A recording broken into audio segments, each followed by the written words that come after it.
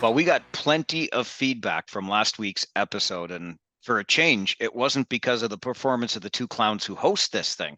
It was all about the Ice Dogs debacle in St. Catharines. We will get to the email inbox, and remember, you can email this podcast anytime yourself, ohlpodcast@rogers.com. My name is Mike Farwell. Find me on Twitter at Farwell_OHL. That guy over there is Dan Mahar. Find him on Twitter at Dan Mahar. Obviously, Dan, the main story to talk about is the OHL championship, which the Peterborough Petes now lead 2-1 following a 6-5 overtime win on home ice in game number 3. Not the prettiest of games overall, but I'll tell you what I see as the good. The good is there is some bite in this series. The teams seem to have a general dislike for each other.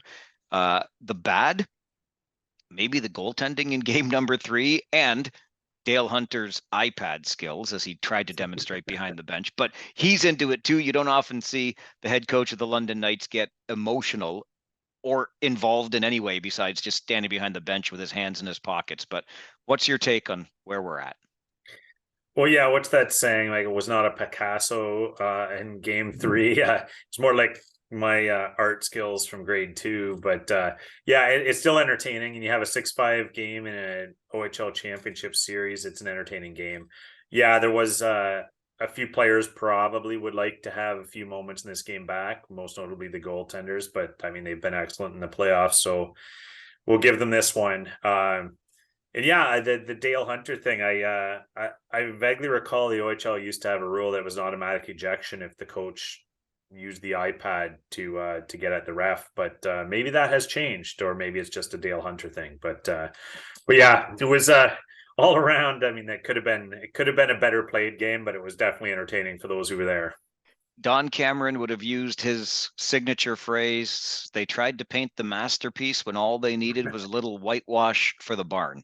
But good point on the Dale Hunter aspect of this, because something else that was a little bit uncharacteristic, I would say, is the bench minor for unsportsmanlike conduct assessed to the London Knights in game number 3. Again, this comes back to the bite that I have seen in this series to date. And for teams that obviously from opposite conferences don't see one another an awful lot. Maybe they're thinking back to 2006 when the Petes swept the Knights in the OHL championship and went on to the Memorial Cup. I'm not sure, but there is definitely some bad blood between these two teams, which makes for really entertaining hockey. I loved the first period of game number 3. I didn't love the second period at all. It was just uncharacteristic of the way both of these teams have really played in the playoffs so far. Well, if you didn't like it, I'm pretty sure Rob Wilson and Dale Hunter didn't much either. You're right. Yeah, it got off to a bit of a bang. You're right. There was London on the board quickly, taking the crowd out of it. You saw some things that pointed towards it being a good game, but yeah, it got a little sloppy there for sure. And just to your point about the 2006 Peterborough London series, I would not put it past Dale Hunter and the Knights at all to still remember that and be looking for revenge, because if there's one thing that Dale Hunter does really well with motivating his troops, it's creating narratives that appeal to his team about being the underdog or the other team being the enemy, or some sort of revenge narrative. So really plays that psychological game well. So I know you said it in jest, but I wouldn't be surprised if there's a little bit of lingering hatred from 2006.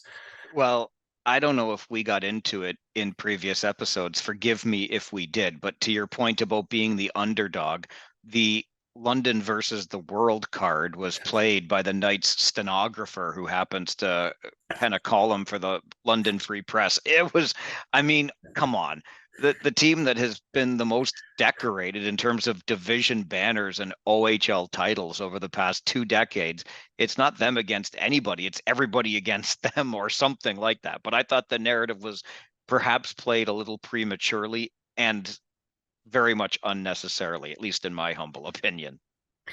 Yeah, they do that well though, right? They do that well. They come up with something to motivate the troops, and it seems to work, because oftentimes these things seem like quite the stretch, if you ask me.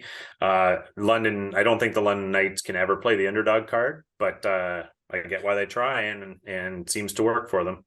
Well, I'm continuing my fine form from the conference finals with predictions where I went 0 for 2.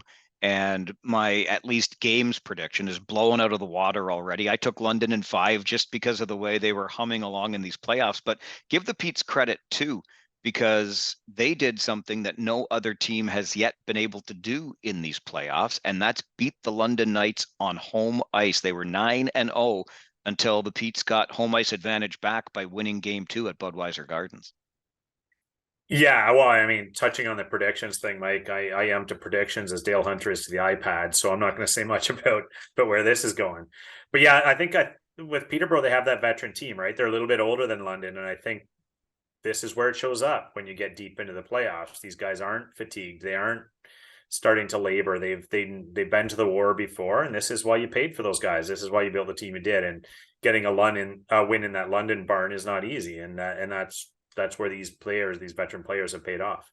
Tucker Robertson, the game winner, and a beauty in game number 2, and then gets the OT winner in game number 3. So emerging as an early hero in this series, certainly for the Peterborough Petes. Another player that you wanted to identify, or maybe not so much the player, but the action. And Owen Beck was assessed a 5-minute major for a check to the head. No suspension, no discipline handed down by the league, which you get the exact response you would think from both coaching staffs. Rob Wilson in Peterborough says the league saw it exactly the way we saw it. It was a good, hard, clean body check, but they're always cautious of things when they get up near the head. The London Knights TV crew had described it as an elbow to the head. Clearly, the league didn't see it that way. And Dale Hunter was very nonchalant and matter of fact about the whole thing. He says the league looks at these things, they do their job, we're just going to go back and play some hockey, that kind of idea. So he didn't give it much additional thought. And fortunately, there was no serious injury on the play. But I think the big thing here is we've got a 5-minute major for checking to the head still being assessed when we're down to just 2 teams left in the Ontario Hockey League. Yeah, Mike, like instantly, I didn't love the call, and I know there's pressure on these referees to make those calls and to err on the side of the severe penalty when you see a head check. And I just didn't see it. I know that there was some contact to the head. Obviously, there the player was stunned for a bit. There had to leave the game for a bit, so there was some fear about a head injury, and there was some contact. But it looked to me an awful lot just like finishing a check. The arm, I didn't see the elbow at all that the London TV crew was describing. The elbow did not come up. The arm came. The upper arm led into the player there. It looked like a fairly standard hit, finishing of the hit. Um, and Owen Beck is, I mean, not a noted dirty player. There was a hit he had earlier in the year that I thought was suspendable, where he came up on a player. That one I did not think was suspendable at all. So I think the league got it right. But the problem I have is what you just identified is that's a fairly key player for the Peterborough Petes that you're taking out of the lineup for the game on a very borderline call. So which side do you err on? Because you want to protect the players for sure, but if you start calling hits like that majors and taking key players out of the game in a championship series, you're coming awfully close to influencing the outcome of a series based on a fairly borderline call. So I don't know what the answer is, Mike. I just say in this instance, I did not love the major call there. I thought it was a fairly standard hit. You want to give him 2 for maybe a bit of contact to the head, sure, but I didn't love the major. I think the answer here, unfortunately, Dan, is the one that we always find ourselves searching for in situations like this. And that is, do you err on the side of caution and apply accountability to the player who delivered the hit, right? So the answer to it is, well, then just don't hit guys like that. But then the other side of that argument is, do you want that physical element taken out of the game? Do you want a guy who's got a player lined up and is able to lay a big, strong body check to back off of that? Is that the direction we want to see the game going? And of course, we could make the further argument, which I don't put a lot of weight into, but we could make it, if you've got a guy lined up and you're second guessing yourself, and then you kind of half hit the player, it could be even more dangerous than if you had carried through with the original intention. So I think that's where we're left in all of this, unfortunately. Yeah, and it puts a lot of pressure on. You see Sean Reed and Joe Monette there having to make the call on the spot, and veteran officials who have a lot of experience doing this. So it's a fine line they're having to walk there. And I think you're having to weigh a whole bunch of factors, and each hit it should be taken on a case by case basis, and you just have to weigh in a bunch of factors. And like you said, did the person kind of ease up at the end? Did any part of the body come up into the head, explode into the head? Those types of things. I saw none of that there. I actually saw Owen Beck almost turning away from the hit as he laid it, thinking he had to get back into position. It was kind of just, I'm going to finish this check and face the play again, see where I'm going. So I think he was as confused probably as anyone to be thrown out of that game. Maybe he looked on replay, maybe there was a little bit of head contact and he could understand a penalty, but it certainly, to me, there you go down the criteria, and I just didn't see enough there to throw a player out of the game in that circumstance. Fortunately for the Peterborough Petes, they had Michael Simpson there for them. He was stellar in game number 2. The reason that the Petes were able to come from behind and knock off the Knights, coming back in the third period, no less, against this team that has been just terrific when leading in any game in these playoffs. And not only did the Petes hand the Knights their first home loss of these playoffs, but with the win in game number 3, the London Knights are now trailing a playoff series for the first time this season. Yeah, and I think another point I want to throw into that mix too is Peterborough Pete's a little bit banged up too, missing a couple bodies that have been pretty good for them. So they're using that depth that they built. They're using the same model and having their defense core frankly plays the same way no matter who's on the ice. And that really comes in handy when you're down a couple bodies like they are. So they're doing some impressive things. I think we talk about the predictions, Mike, and coming to the series, it was really tough to call because we said we didn't want to get burned again by London. They've been just stymieing everyone, so let's go there. But on the other side, Peterborough was doing the same thing. Peterborough was a bit of a juggernaut, plowing through some pretty big teams there. So who's the hot hand? They kind of both are, and I think this could go either way. It was a coin flip, and I know I'm going to get it wrong. So, well, I know that we've mentioned this before, but perhaps it bears repeating. I was speaking with Terry Doyle over the past week. Terry's the host of OHL Radio, calls games for the Sarnia Sting right now, so just got a good close look at the London Knights in that Western Conference final. And Terry began his career actually up in Peterborough, of all places. But when he and I were talking about this OHL final, I suggested to him, much like you and I have talked about, Dan, and I know this comes as cold comfort to Kitchener Rangers fans, but the Petes are kind of the Kitchener Rangers of the East, if you will. And where everybody was still waiting for the Rangers to flip the switch that they never found, the Petes found it. Maybe towards the end of the season, certainly in the playoffs, and now leading the mighty, mighty London Knights in the OHL final. yeah, and that analogy we've used a few times, I think it's quite valid. However, a little caveat there that the down season for the Peterborough Petes still saw them finish 4th in the conference. They still got home ice advantage. And I think if we saw any kind of a precursor to this, what's happening right now was that Sudbury series, because you and I both expected a 7-game war there, potentially going Sudbury's favor just based on everything down the stretch. And Peterborough just kind of wiped the map with them. And that should have been a sign to say, okay, this is a different gear the Petes have found in the playoffs. This is kind of what we were expecting. So I don't think anyone should be terribly shocked. All right. Well, if Terry Doyle agrees with our analogy that the Petes are the Kitchener Rangers of the East, I don't know if that makes us 3 amigos, 3 stooges. Take your pick. We can be the Musketeers. We can be whatever you want to be. Before we move on, I wanted to touch on this just a little bit further, and I think I'm maybe falling victim to the old Twitterverse, and everybody goes on there to put forward all manner of outrageous ideas. I wouldn't call this one entirely outrageous, but I think the conversation is largely confined to the social media space. But the argument has been made that the OHL or the league title, add the dub or the Q into this, is a more coveted prize than the Memorial Cup championship. I'll concede the argument and certainly think there are some points you could make in that direction. But overall, I'm going to be pretty firm in my opposition to said argument. I don't know why winning the national junior hockey title would be less than anything else along the way. Thoughts? I'll say this. I get the sentiment in the sense that the Memorial Cup being a short tournament, quick round robin, winner, 1-game winner, 1-game elimination once you get into that round, can be seen as a little bit more of a dice roll. It doesn't, that format doesn't necessarily say the best team won all the time. Could be the most rested team at an advantage. The team with the best schedule had an advantage in that short tournament. So I think the sentiment is that when you play four series, seven best of seven series in your league, it's going to be pretty clear who the best team was. Everyone had the same circumstances to begin with. One team emerged at the end. I think sometimes people feel with that short Memorial Cup tournament that the circumstances aren't always the same for everyone.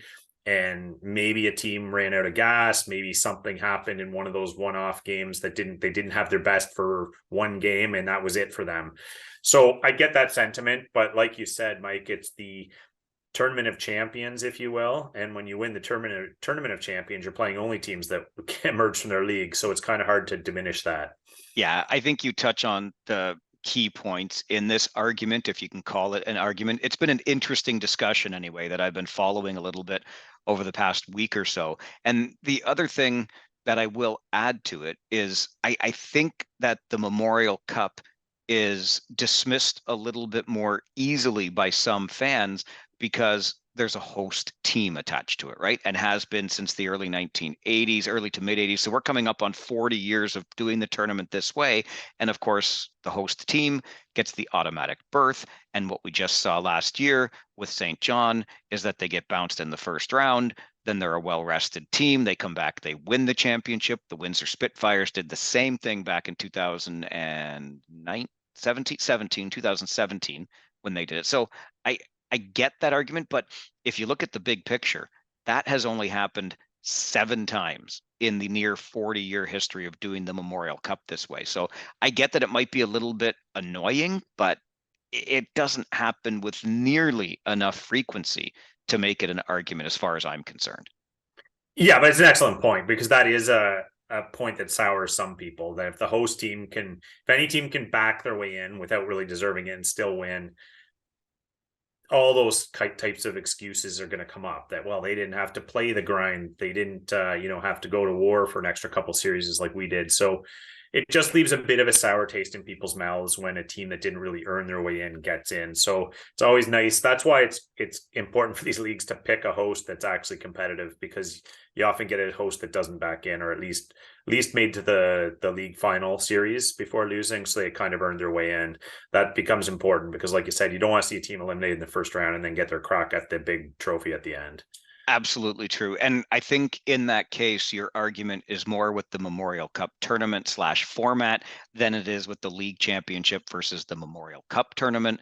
And I think the Peterborough Petes are a great example of this. We mentioned it last week on the podcast. 9, count them, 9 OHL titles, 1 Memorial Cup. Those other 8 times that they were in the Memorial Cup tournament, do you think they look back on that and say, yeah, but we won the league title? Not a chance in hell. They're looking back and saying, ding dang it, we lost the Memorial Cup that year. That's the way it would be viewed. They might get some consolation from having won the league title on the way there, but they're looking at that as a lost Memorial Cup as opposed to a won league championship. And for me, that's all the argument you need. Yeah, it is a bit bittersweet if you think about it. You go through all those battles to win your league. It's a glorious year for you, but you end on a losing note. So it's just one more chance to end on a losing note. And I mean, just put in perspective for you as a Leaf fan, Mike, imagine your Leafs finally win a Stanley Cup, but then they had to play something after that and lost. It just leave a little bit of a bitter taste in your mouth, but it is a heck of a thing to win it. You just couldn't resist throwing in a Leafs dig in this podcast, could you? You couldn't resist, eh? Well, we're talking fiction when I said, what if the Leafs win the Cup? So I was just a completely fantasy, but the wound is still fresh, Dansky. The wound is still fresh. I don't even know what to do with that team anymore. All right. I know what to do on this episode of the OHL podcast. We've still got performers of the week coming your way, and we're going deep, and I do mean deep, into the email inbox bag, because you had a lot to say following last week's episode and all the talk about the Niagara Ice Dogs debacle. So let's get into that email bag, Dan. And I'm going to start with our favorite Rhode Islander. Okay, he might be our only Rhode Islander, but Joe, always love getting your emails. Hi, Mike and Dan. I really enjoyed, by the way, email address ohlpodcast@rogers.com. Send us a note anytime. Joe writes, hi, Mike and Dan. I really enjoyed your lengthy discussion about the fiasco in St. Catharines. Kudos to Dan for the jab at Darren Dobler's teams for having fewer combined wins than trades made by the Ice Dogs this season. Way to bring the wit, Dansky. Way to bring the wit. Joe goes on to say the culture in St. Catharines clearly in need of a major overhaul. Having said that, it seems to me that much of the outrage against hockey culture appears to be nothing more than righteous indignation. The attendance at this year's World Junior Championship in the Maritimes indicates that many Canadians were perfectly willing to turn their heads at the horrendous actions of Hockey Canada in order to cheer on the boys wearing the beloved maple leaf.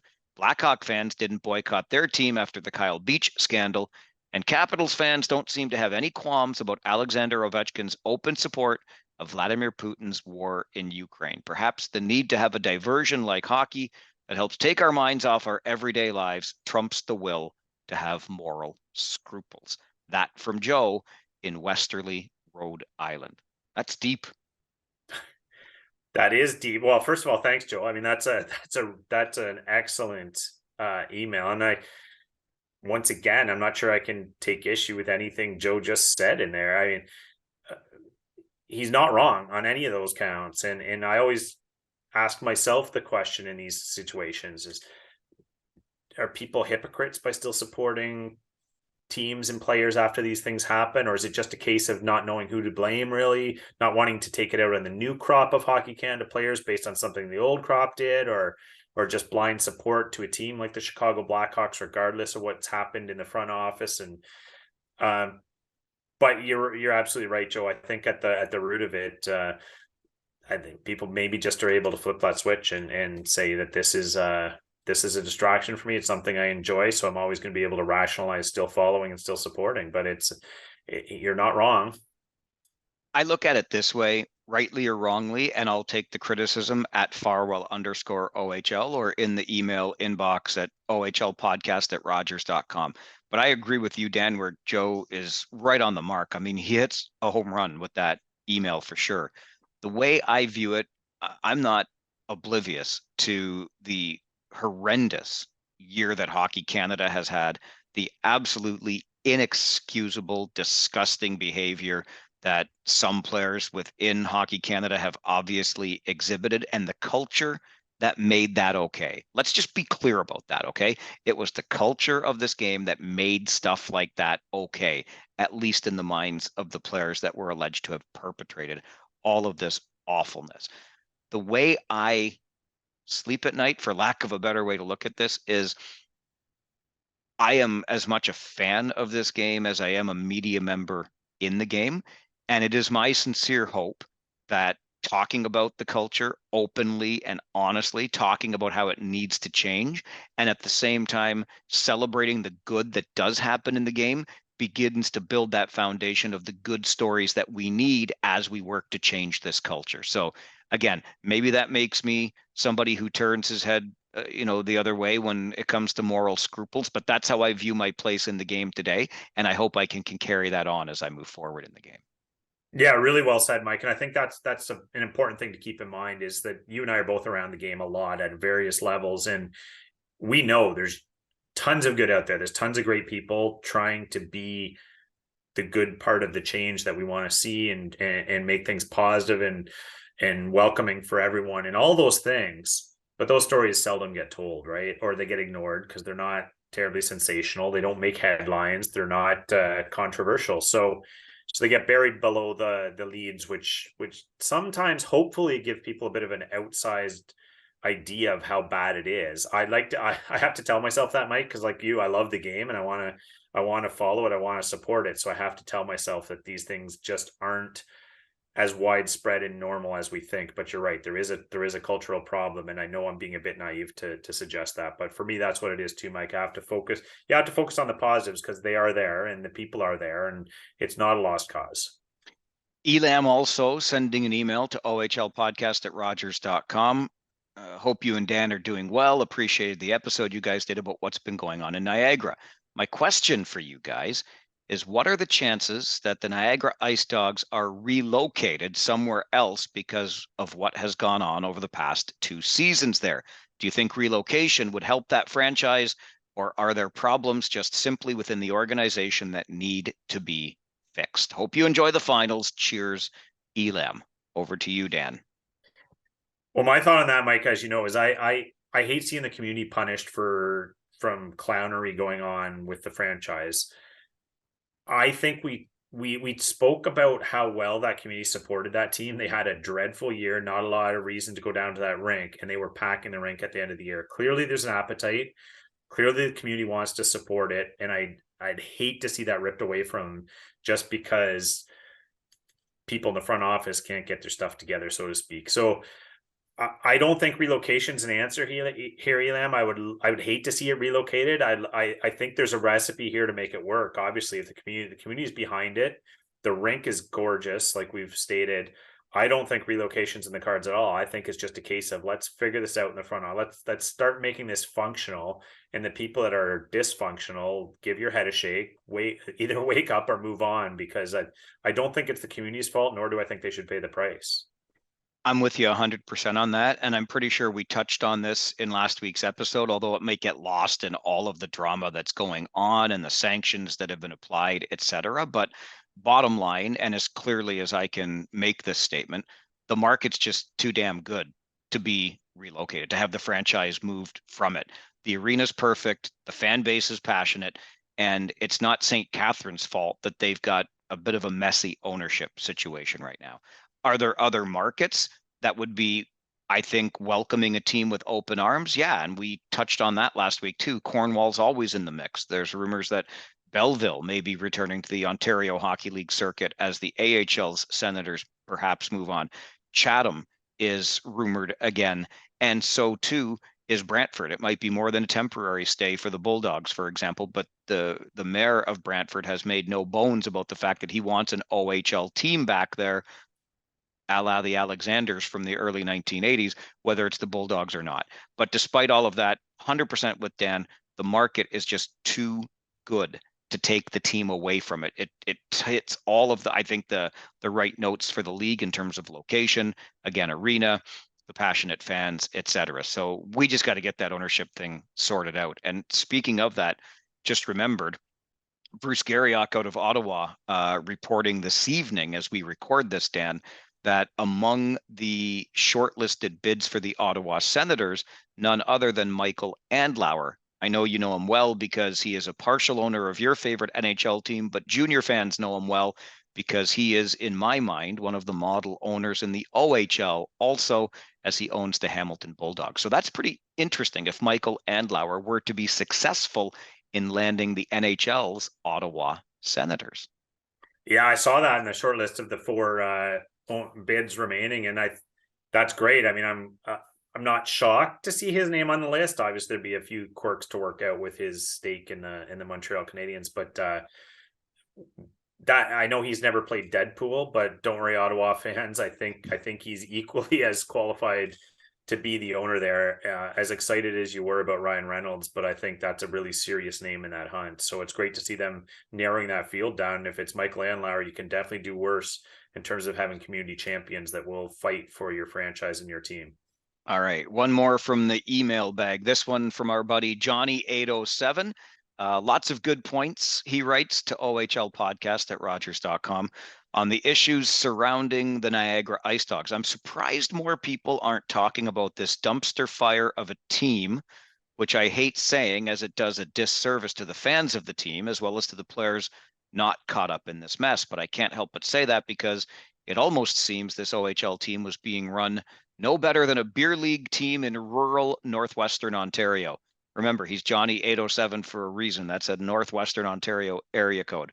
One question nobody has asked, Johnny says, is the role of Wayne Gretzky in all of this. Recall last July, Gretzky was announced as a minority owner of the Ice Dogs after Dobler purchased the team from the Burks.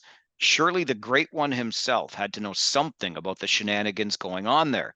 Is he even still a minority owner after the investigation findings? Dan, over to you. Well, I think we all know how much Wayne Gretzky likes gambling, so maybe that's just what he was doing when he got on board with Darren Dobler. So I don't know what his involvement still is, other than to say that any involvement he had, I'm sure, was on a figurehead basis. I don't think he's very involved in the day to day or has his eye too closely on that ball. But not great optics for the great one on this one for sure. Yeah, I'm with you 100% on that. I'm not. I do believe he's got a small stake, like an actual financial investment in the team. But to say he has any, and I mean any idea of what's going on within the organization at any level, I think would be uh, ill-conceived on our part to believe that. I'd make some joke about him not even knowing where St. Catharines is, but it's not all that far from Brantford where he grew up, and he's a good Canadian boy at heart. So I won't go down that road, but I don't think Wayne Gretzky has anything whatsoever to do with this team. Figurehead is the perfect word for it.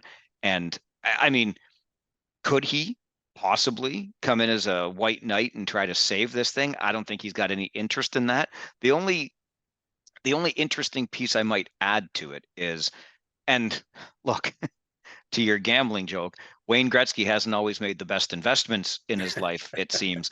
But maybe it shows that ownership stakes in Ontario Hockey League franchises remains viable. I mean, it might get you a slight ROI on that money. I don't know. But if you want to look at the glass half full, that could indicate that these franchises are not only worth something, but get you a little bit of return on what you put in. I think that's the certainty, Mike, if you do it well, if you do it right, and if you walk yourself into a situation like that one where often the biggest issue for these franchises being viable is the building. That's not an issue there. Clearly the fan base isn't. So I think you're absolutely right, Mike. It's an opportunity. And when you start seeing names like that pop up, but how about we do a little more due diligence on the vetting of these people, make sure we have someone that does have their eye on the ball and has done their background work to actually make it viable. Because to me, it's starting to look more like it's harder to screw this up than it is to make it work. So let's find the people that can make it work. By the time you and I sit down again, Dan, we're going to have an OHL champion. We're going to start talking about the Memorial Cup. I think it just pops into my head that this is probably a good time to remind folks that we're going to keep up these episodes until the NHL draft and take a look at the players from the Ontario Hockey League that then become property of National Hockey League teams. And then we'll take a 6-week break or so over the summer and get back for training camps in mid to late August as teams start getting back into the swing of a new OHL season. So just put that in there for a little bit of housekeeping as we now move into the part of each podcast where during the regular season, we had a prospect of the week, the players that we thought were performing well, who were going to be drafted or who could be drafted in this year's NHL draft, which is now just about a month away. We've transitioned that into performer of the week because, hey, the prospects don't get as much ice time when they are still in the playoffs. And of course, they get knocked off earlier and earlier. So performers of the week is where we're at. Who you got this week, Dan? Well, Mike, I have an idea that I might have your guy. So can I be a gentleman and let you go first? Okay. It's interesting because I thought I went completely I think I thought I went completely off the board here. So we're about to find out, but thank you for being a gentleman. I'll tell you this. I feel a little bit bad, but Michael Simpson had a bit of a stinker of at least a second period in game 3. And until then, I kind of had him in my in my running as the guy. I gave due consideration. I shouldn't take away your thunder. I'll just quickly just drop the name to Tucker Robertson for back-to-back game winners. But I'm going to go with Sean Spearing as my performer of the week. Now, I know, Dan, you identified him a few weeks ago about the unsung hero kind of guy, blocking shots, etc. I think you all know where I'm going with this. He blocked a shot with his face in Game 7 versus North Bay. Had his teammates held up his jersey so he could be a part of the trophy championship celebration when they won the Eastern Conference. And then he conducted a media interview via text because his jaw has been wired shut. He was able to mumble a word or two, and that's it. But the day after taking the puck to the face, he's back out for a skate with the team, and he was on the bench, not used, but he was on the bench for game number 3. That's enough to make a guy who wouldn't play for a captain like that. Sean Spearing is my performer of the week. Yeah, I love him and what he's brought to the Pete. So hopefully you can get back in that lineup sooner and later. And you already you name dropped the guy I had, of course, which is why I figured I'd let you go first. But there were a few options, but one of these guys that's been lost in the mix a little bit amongst the big names, Othman and Beck playing for Peterborough, is Tucker Robertson. And this week scoring a couple huge goals for Peterborough. Obviously, the overtime winner in game 3, and then you had the dagger goal in London in game 2. Just one of those guys that can consistently pacing along around a point a game, making a lot of noise for those Peterborough Petes. But he's that secondary scoring. If you want to call him that, he's almost primary scoring for Peterborough, but he's secondary scoring behind the big guns. That is what you need to win a championship. So Tucker Robertson's my guy, though. If I can give a quick slight mention to an eliminated player who did play in this past week, but no longer is playing, that's Ty Nelson in North Bay, who signs with the Seattle Kraken, had a great playoffs with 25 points in 20 games from the point as a defenseman. So a minor shout out to Ty Nelson as well. As soon as I mentioned Tucker Robertson's name, I knew I should have leave it to me, right? All I do is talk. I got to learn when to shut up. So I'm sorry I stole a bit of that thunder. No, all good. It just confirmed what I had feared. I thought we might have the same guy, which is why I wanted you to have the honors there. I forget real quick how we both took London in the final. How many games did you pick? I had him in 6. So I'm still technically alive, but we all know how this ends.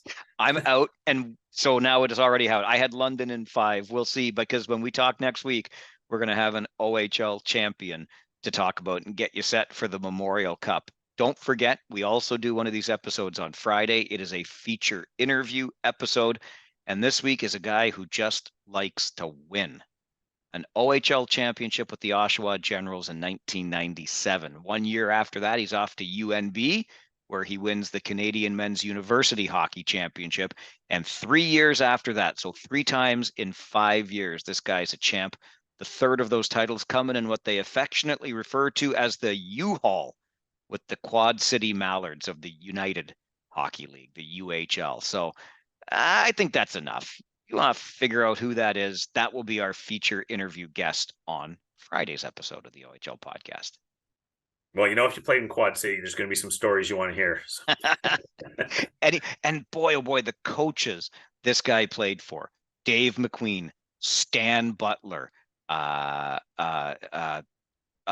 gosh, why is it Bill Stewart's in there? And then why am I blanking? Why am I blanking on the UNB coach right now? Great guy out of the East Coast. Gardner McDougall. Gardner McDougall. I was thinking Garnett for some reason.